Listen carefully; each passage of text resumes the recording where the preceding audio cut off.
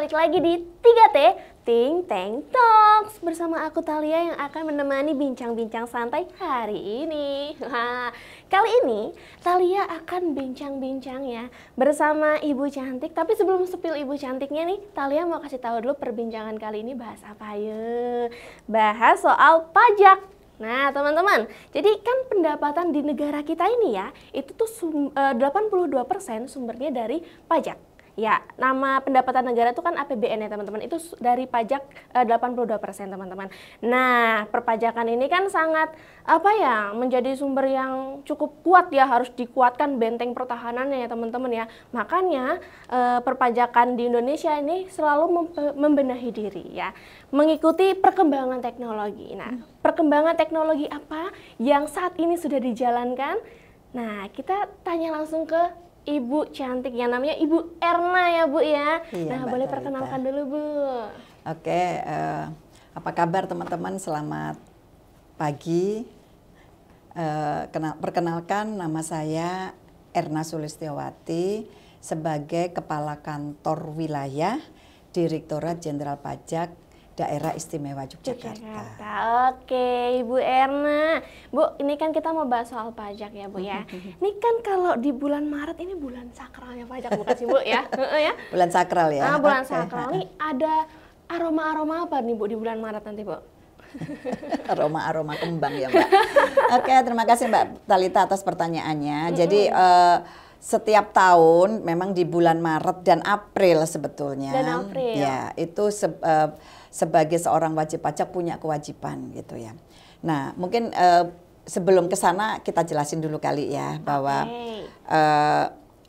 wajib pajak atau masyarakat yang menjadi wajib pajak itu adalah masyarakat yang memang sudah memenuhi objektif dan subjektivitasnya gitu ya. Artinya kalau pegawai sudah penghasilannya sudah di atas PTKP gitu ya. PTKP kita 54 juta per tahun gitu. Jadi kalau dihitung penghasilannya 4,5 per bulan itu di atas itu harusnya sudah ber-NPWP dan wajib membayar pajak gitu ya. Yang kedua juga ada namanya pajak badan gitu ya, wajib pajak badan. Nah, wajib pajak badan itu seperti perusahaan, ada PT, ada CV, ada juga yayasan gitu, yang intinya adalah yang dalam bentuk perseroan lah seperti itu.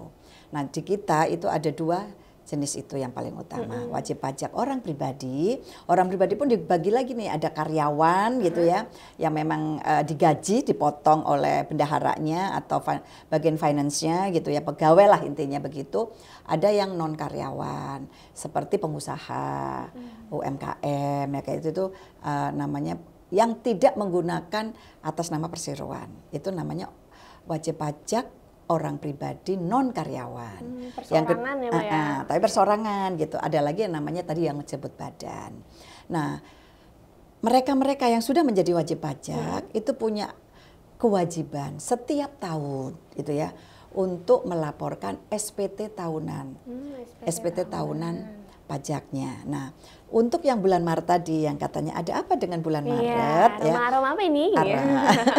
Itu karena seluruh wajib pajak orang pribadi diharapkan ya, dihimbau setelah menyelesaikan kewajiban pelaporan SPT-nya, SPT tahunannya sebelum 31 Maret. Sebelum 31 Maret, yes. Catat.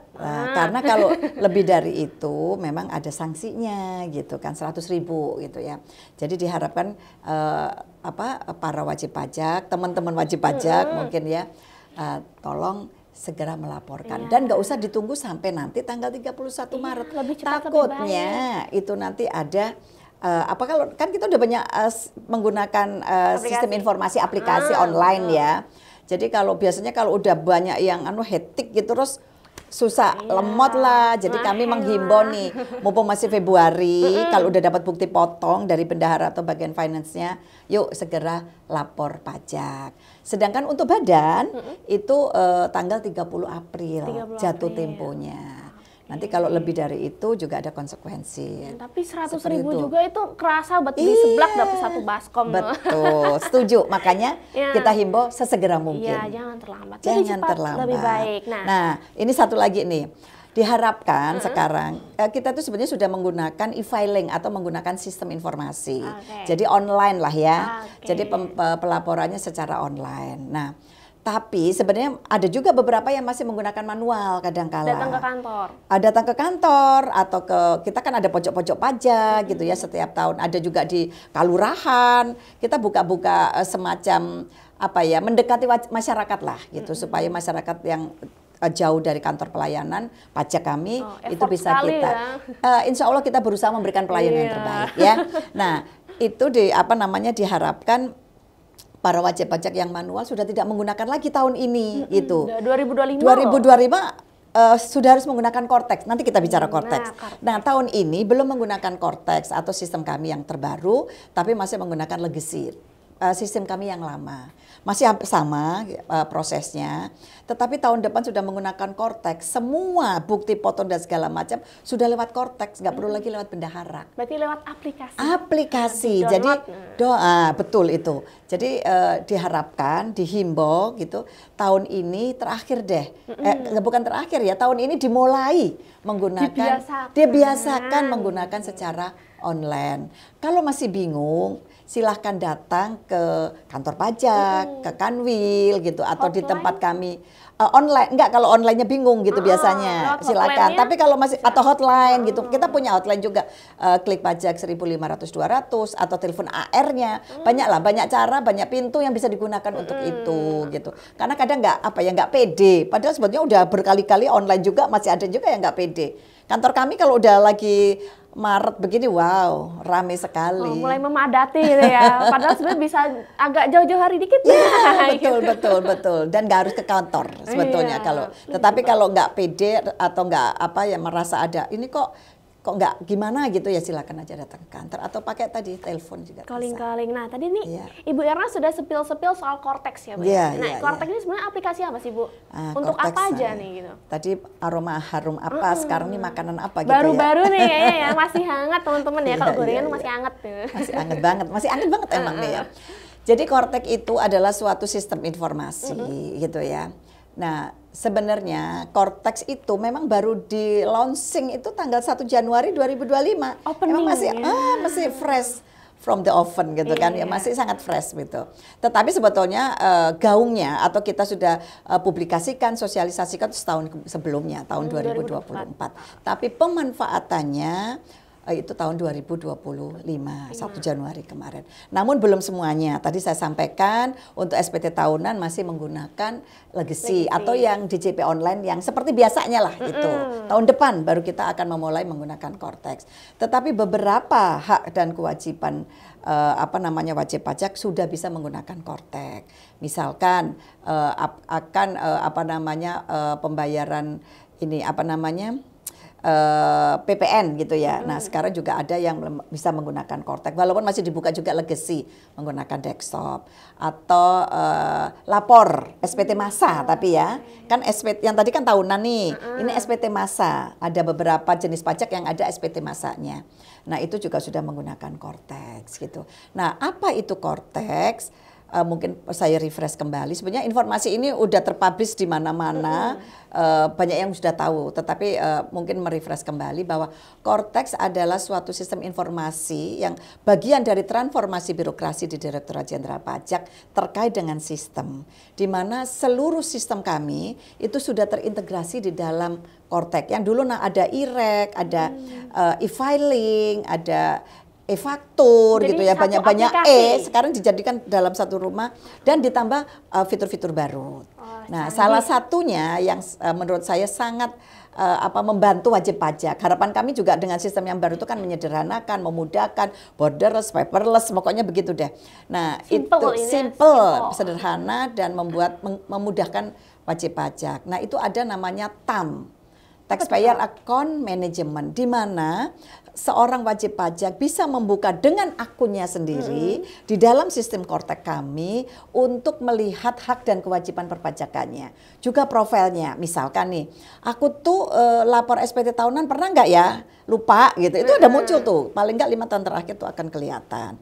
Apalagi pembayaran-pembayarannya. Ada historinya gitu ya Pak? Ada historinya ada.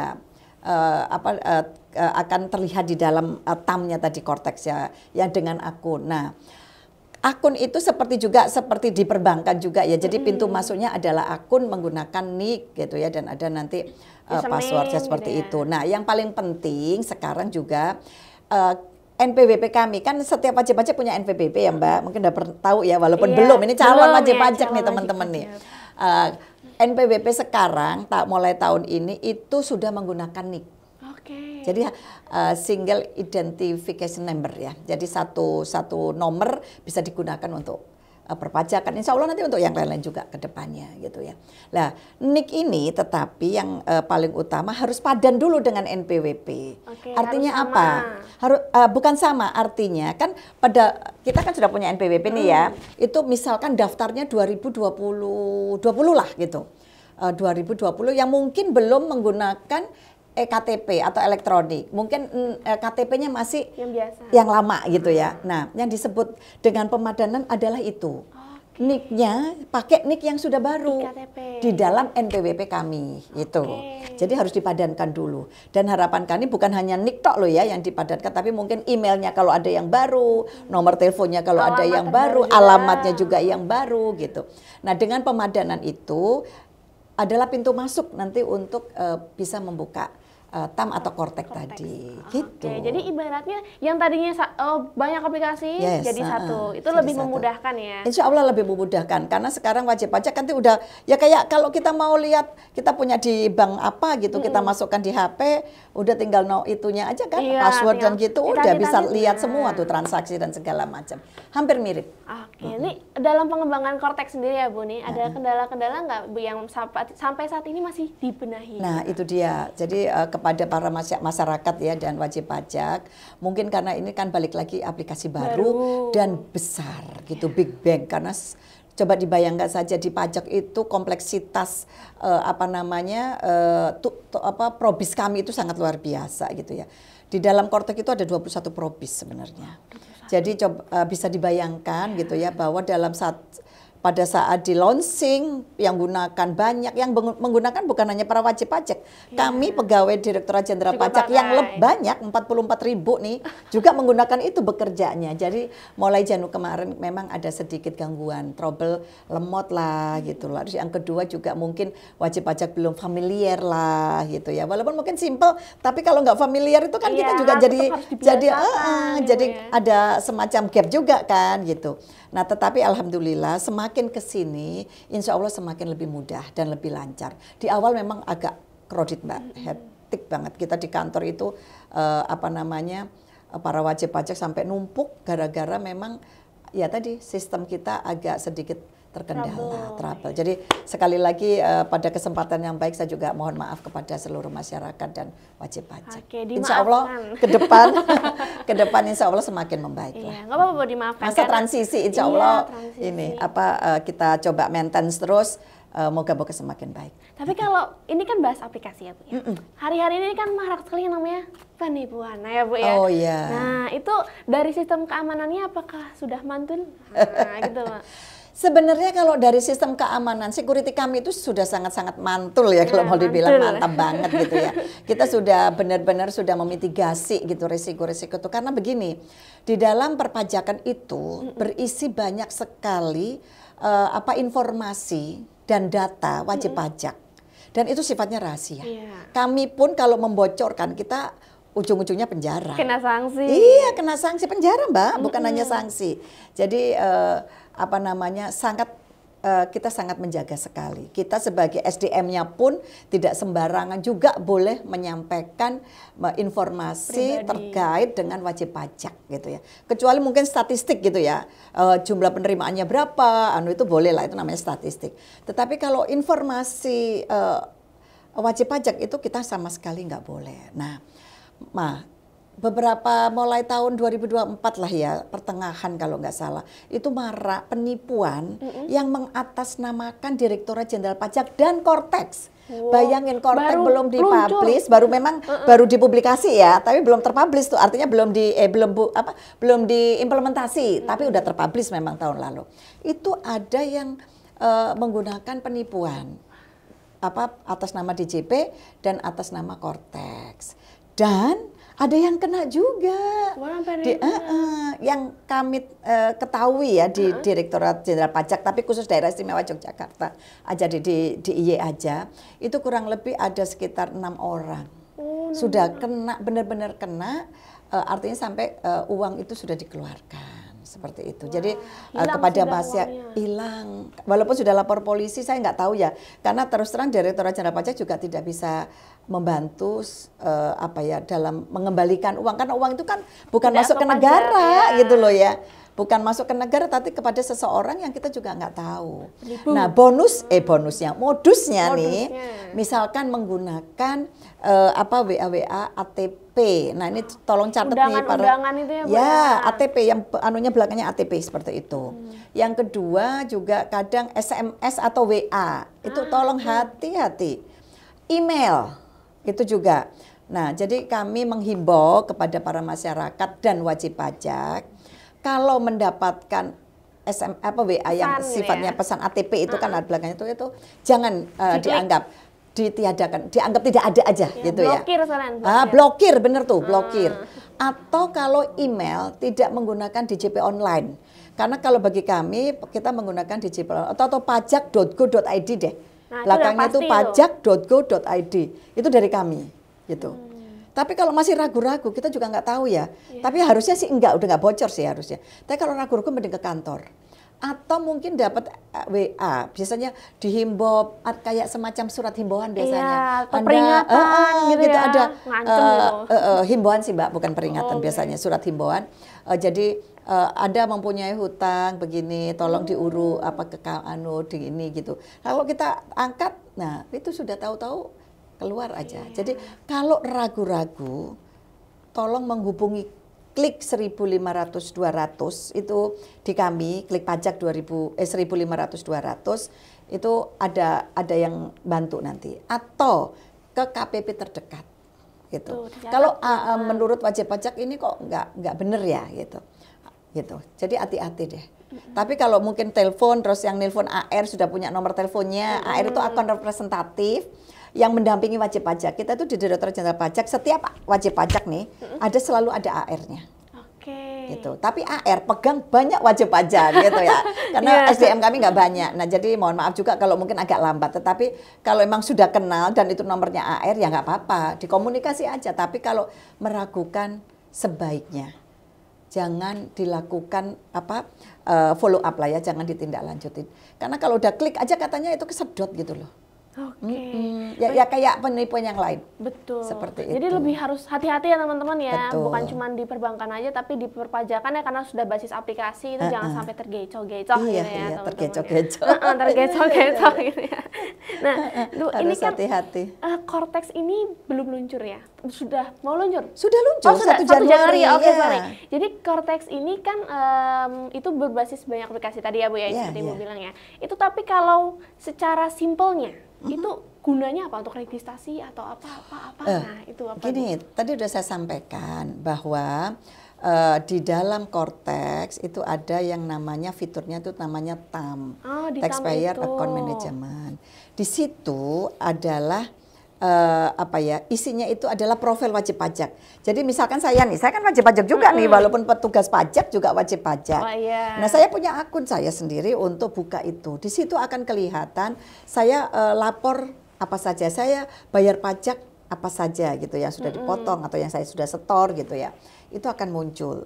Nah, atau mungkin di dalam situ kepingin, saya kok masalah PPN kok kayaknya agak bingung ya. Di situ nanti ada fitur yang di dalam TAM itu kan nanti ada isinya pelaporan, pembayaran kan seperti itu, pendaftaran gitu. Terus nanti ada namanya pelayanan gitu ya. Nah, di situ kalau saya mau belajar, di situ ada kelas pajak, lewat situ bisa. Ada kelasnya, kelas online. Kelas online. Jadi kita daftar kepingin apa, daftar, nanti tinggal ada komunikasi dengan kita juga, nanti dibuka ini gitu. Ada yang udah beberapa sudah begitu ya. Kalau mau FAQ juga ada, kalau nggak mau semacam kelas pajak, kalau kelas pajak kan 2 arah sama kita ya kan. Jadi kalau misalkan video call atau gimana, Bu? ada nanti online, sifatnya online ya, nanti kan bisa dikomunikasikan lagi gitu. Atau ada itu juga peraturan-peraturan ada di situ juga gitu. Jadi tinggal dibuka aja lamannya. Intinya bahwa Cortex itu adalah suatu fasilitas yang diberikan oleh Direktorat Jenderal Pajak kepada wajib pajak untuk melaksanakan hak dan kewajibannya. Mau daftar, mau bayar, mau lapor, mau cari informasi tentang perpajakan, itu ada semua di situ. Oke, tinggal diikutin aja dan historinya ada ya gitu. Iya, dan di situ ada yang baru juga namanya deposit kayak perbankan juga. Jadi misalkan nih, saya itu biasanya yang kalau pegawai mungkin tidak terlalu ya, tetapi biasanya untuk para pengusaha gitu ya kan, karena transaksi perpajakannya kan banyak gitu ya. Ada yang pajak mungkin apa PPN, ada pasal 23 gitu, ada pasal 21 kan begitu. Nah, di situ kalau misalkan takut kan itu memang kadang-kala kan kita kalau terlambat itu kan memang ya ada punishment dan reward ya. Jadi kalau terlambat itu ada sanksi. Menghindari itu dan mengingatkan. Jadi tak simpan dulu di situ. Nanti setelah lapor bayarnya langsung dari deposit gitu. Jadi kayak disimpan dulu deh gitu. Jadi lebih memudahkan. Sangat memudahkan. Selain memudahkan banyak banget manfaatnya tadi kan sudah terintegrasi gitu kan. Tinggal pakai kuota. Ya, yang penting jaringan. Yang penting jaringan. Nah, itu memang yang apa namanya? Untuk yang daerah-daerah mungkin agak jauh ya, mungkin yang agak sinyal agak redup gitu ya. Nah itu mungkin harus mencari sinyal deh. Itu aja sih sebenarnya. Yang penting kuat di jaringannya, biar aplikasinya lancar ya Bu ya. Insya Allah lah gitu. Insya Allah karena jaringan ya. Ini kan kita sudah bahas-bahas soal Cortex, penipuan gitu ya Bu ya. Kata-kata hari ini, nah pesan-pesannya nih Bu, berikan kepada teman-teman kita semuanya. Kata-kata ya. Oke. Pertama mungkin saya harus mengucapkan terima kasih kepada seluruh masyarakat dan wajib pajak. Karena pada tahun 2024 kemarin kami target kami terkait perpajakan maupun kepatuhan pelaporan SPT tahunan itu kami tercapai. Artinya itu kan peran serta masyarakat dan wajib pajak gitu. Karena yang melaksanakan kan beliau-beliau kan ya. Jadi Indonesia. Kami warga Indonesia dan khususnya warga DIY gitu ya. Jadi tahun ini kami berharap juga dapat apa namanya melaporkan SPT tahunannya tepat waktu. Amin. Jadi nggak usah ditunggu Maret deh, Februari aja. Takutnya nanti kalau pas Maret hektik banget gitu ya, lemot. Biasalah ya, begitu namanya sistem ya Mbak. Jaringan tuh kalau udah crash banyak yang make ya biasanya agak lambat ya, lemot ya seperti itu. Jadi mohon bantuan para wajib pajak untuk melaksanakan kewajiban pelaporan SPT tahunannya ya sesegera mungkin lah seperti itu. Apabila ada kesulitan silahkan tadi sudah saya sampaikan hotline kami tadi ya bisa ke klik pajak 1.500-200, bisa ke AR-nya langsung, bisa KPP dimanapun. Misalkan saya terdaftar di Jakarta, tapi saya lagi di Jogja. Udah kalau memang bingung datang aja ke KPP yang terdekat sama rumahnya. Itu dimanapun kita ada borderless juga. Karena menggunakan, iya insya Allah ya. Ya itu balik lagi jaringan tadi yang jangan khawatir. Gitu. Terus apa namanya terkait dengan tahun 2025 kami juga menghimbau gitu ya. Tadi masalah pelaporan SPT tahunan. Pelaporan SPT tahunnya itu untuk kemarin tahun 2024 dilaporkan sekarang. Tapi khusus untuk tahun 2025 kami juga sangat mengharapkan peran aktif ya para wajib pajak untuk dapat melaksanakan kewajiban perpajakannya dengan sangat baik. Karena tadi disampaikan Mbak Talita juga kan bahwa penerimaan pajak itu kurang lebih 83% Mbak. 3% ya, 83% dari penerimaan negara. Nah, tahun ini kami mempunyai target sekitar 2.198 triliun. Itu kayaknya kalau ditumpuk satu gedung ini. Nggak tahu, jadi gedung, bukan segedung tapi jadi gedung. Gitu, iya. Dan penipuan tadi mohon berhati-hati untuk seluruh warga DIY, jangan sampai khawatir. Biasanya kan khawatir ya, terus langsung gitu ya, dicerna dengan sangat baik, hati-hati. Dan kalau tidak yakin, silahkan menghubungi tadi hotline kami. Iya, dan untuk para penipu, stop menipu. Ya, jangan. Betul. Dosa. Dosa. Jangan nyusahin orang lah kalian. Jangan ini ya. nyusahin orang. Tapi masih banyak penipu ya ternyata. Gitu Mbak mungkin. Terima kasih juga pada TVRI ya atas renggannya acara hari ini, Mbak Talita juga. Karena alhamdulillah dengan bantuan TVRI kami bisa mempublikasikan seluruh kami. Ya, karena kita memang punya kewajiban untuk ke sana juga. Oke. Harus mempublikasikan terkait dengan perpajakan kepada seluruh masyarakat secara luas. Mungkin ada Instagram, TikTok juga ya yang ada. Wajib di-follow. Instagram ada, YouTube ada, Twitter ada. Facebook. Facebook. Lengkap deh kita punya tuh. Tapi nggak ada yang pokoknya ada pajaknya tuh biasanya kita tuh. Pajak DIY gitu ya.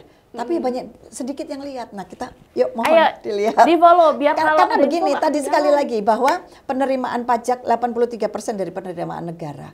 Jadi peran serta masyarakat sangat-sangat dibutuhkan. Harusnya followersnya lebih dari selebgram.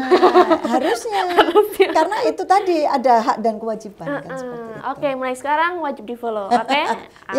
Gitu. Tapi Ibu ya, terima kasih. Ya sebelumnya aku mengucapkan terima kasih juga Ibu sudah datang gitu ya, menjelaskan ke teman-teman semuanya dan semoga masyarakat. jelas ya, insya Allah jelas ya. Jelas banget tentang aplikasi Cortex ya, terus juga wajib pajak gitu ya Bu ya, terus juga apalagi penipuan. Nah, itu 3 hal penting yang kita bahas kali ini ya. Ibu, semoga bisa datang lagi di next kesempatan. Amin insya Allah. Karena Thalia menunggu vibes baru ya, gebrakan baru lagi dari Dirjen Pajak Ibu ya. Siap. Tapi sebelumnya saya ada pantun. Silakan. Mohon dibantu, cakep gitu ya Bu ya. Tapi kalau di Jogja katanya harusnya say. Oh, say. Say. Oke, say. Jadi minta dibantu ya, say. Say. Iya. Ubur-ubur ikan lele. Say. Jangan lupa lapor pajak, Le. Terima kasih, Mbak. Betul tuh. Jangan lupa lapor pajak. Lapor pajak. Oke. Lapor bayar. Sama. Jangan cuma lapor doang, bayarnya juga. Jangan lupa sebelum tenggatnya. Enggak, betul. Oke, nah next episode kita akan berbincang-bincang seru lagi bersama narasumber-narasumber lainnya. Jadi jangan kemana-mana, pantengin terus YouTube-nya TVRI Yogyakarta ya teman-teman. Bye-bye, sampai jumpa.